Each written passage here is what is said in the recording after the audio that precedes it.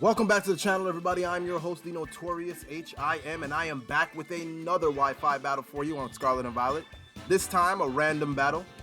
Just put together a real random team. Just wanted to see what I could do, make some of these mods work. But if you guys can, definitely leave a like, share, subscribe for your boy. I would greatly appreciate it. We are right on the cusp of 300 subscribers, and I would greatly appreciate any help that I can get in there. So as you guys can see, my opponent is rocking some Uber threats. He's got the Rayquaza and the Arceus. So I'm gonna have my work cut out for me, but I'm rocking Klawf, and I am not afraid, bro. Like, Klawf is amazing, bro. So you guys are gonna be able to see this.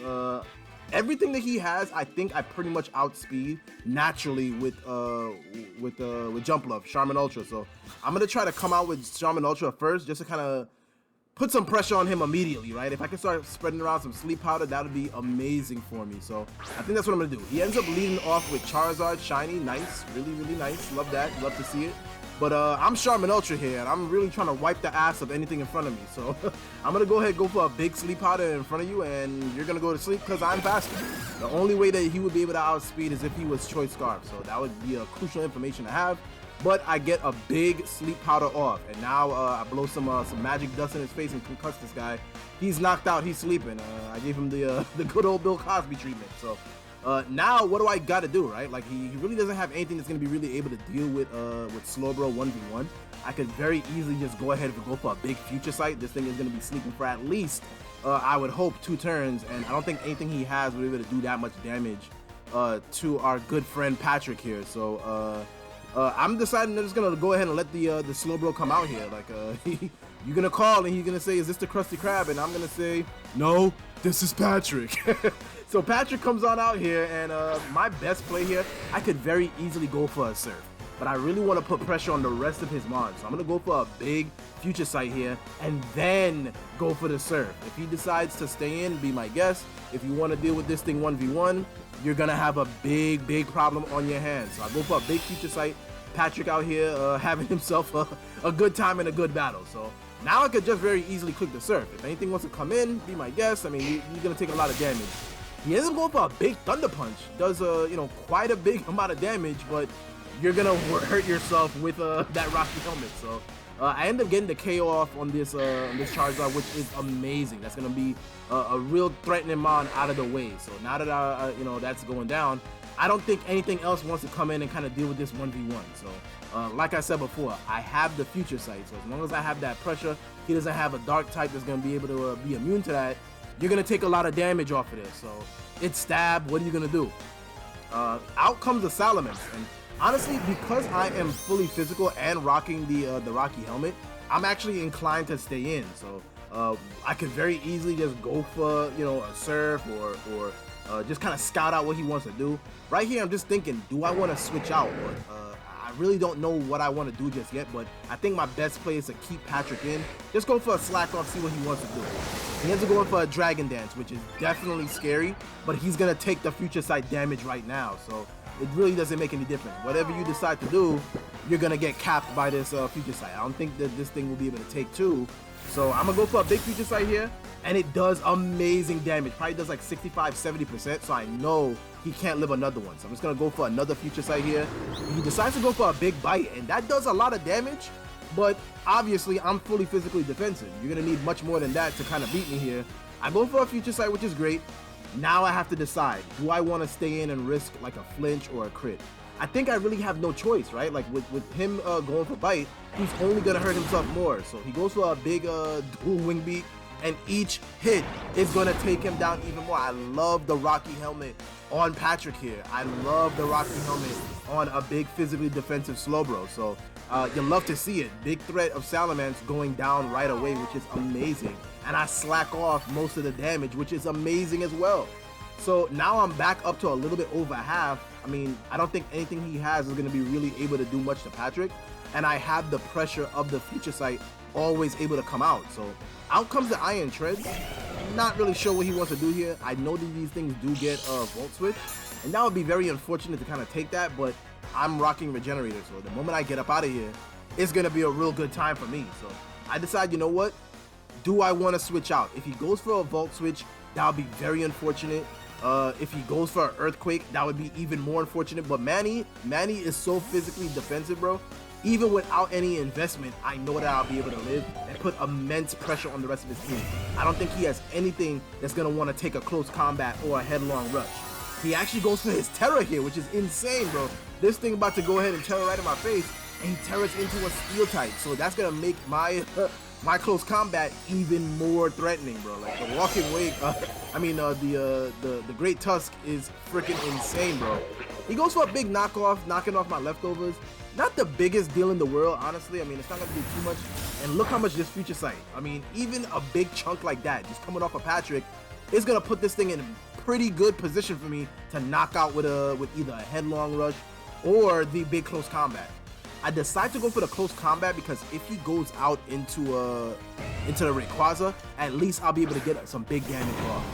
He actually goes out into Rillaboom, which is a pretty good play, but I don't know if you'll take two of this, right? Like, there's really no situation where you'll be able to take two close combat. So I go for a big close combat here, and I know now that obviously he's not going to be able to live the next one.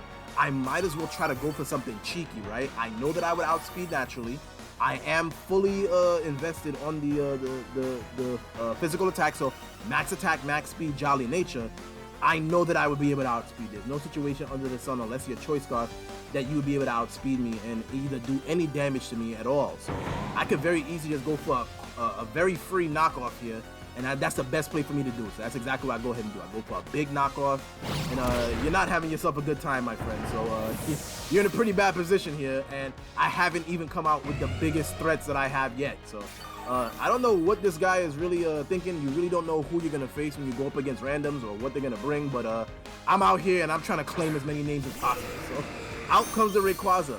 I really don't want to stay in. This thing can run a mix set. It can run special. I really don't know what he wants to do here. So I think my best play is to go out into Ivan Ooze. If he is specially offensive, Ivan Ooze is going to be able to eat this all the way up. This is fully specially defensive muck here, so you're not going to be able to do much, and I can just pressure with the Poison Jab. I don't think anything left is going to want to take a Poison Jab from this thing, so you have to really play your cards very right. You don't really want to risk, poisons, or even a Drain Punch from this would do some good damage. So I decide, you know what? I'm going to go for a Poison Jab. My best play right here is to try to get off as much damage as possible, possibly spread around the poison. If I can get the Toxic Touch or the Poison Touch, whatever it's called, if I'm able to get that off on this Rayquaza, that's amazing, bro. You'll see Muck just come through real clutch right here. And unfortunately, I get confused and knock myself out in confusion. So, Muck, you got to do something, right? Like, I'm really hoping that I'm able to really do anything to this. And I go for a big, Poison Jab. He Earthquakes right in my face, bro. Super effective damage, plus the Dragon Dance.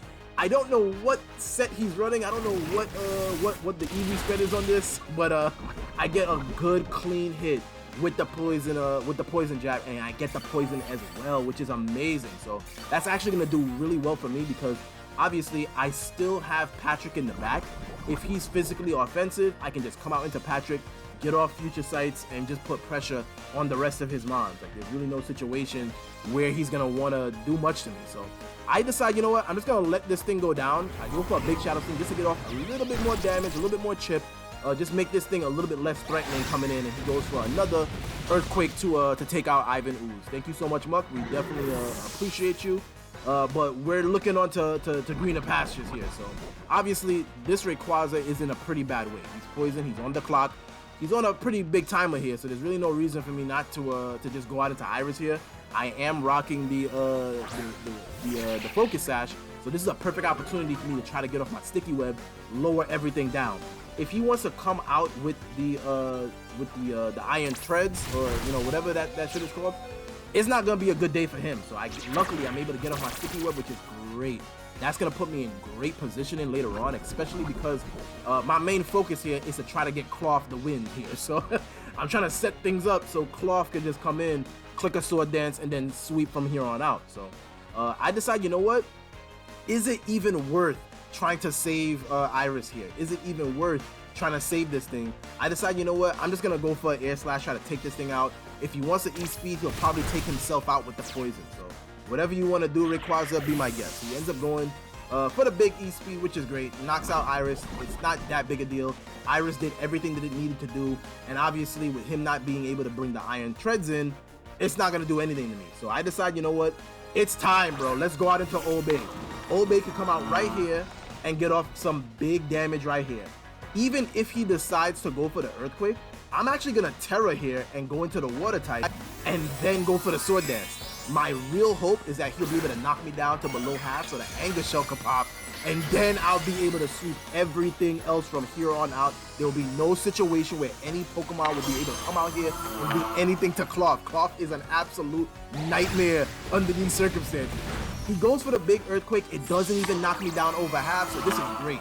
He could very easily E-speed here, but the poison is going to take him out. So from here on out, I don't think that this guy has anything else that he could do. So I'm pretty much in a real good position, and I'm going to start knocking shit out real quick, real easy. I have a Sword Dance up, bro. Like, Klawf is amazing, bro. Like, you really don't want this smoke with Klawf. So I can very easily just go for a big liquidation. I think that's my best play. He does get caught in the sticky web, so I know that I would be able to outspeed. I think even with a Choice Scarf, this thing would not be able to do anything to me. But I'm going to decide just go for a big high horsepower, show him that I have an answer for every mon he has left. This is not going to be able to take two. So, guys, if you haven't seen already the situation that this guy is in, he's in a pretty bad way. There's really no situation where he's going to be able to win this.